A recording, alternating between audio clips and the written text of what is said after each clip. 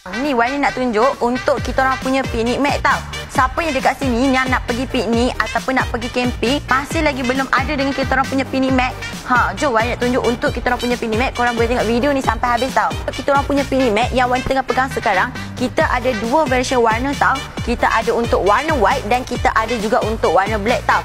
Dan untuk dia punya design, dia didatangi sekali dengan design doodle tau. Okey, untuk dia punya size untuk kita orang punya picnic mat adalah 200 x 200 cm tau.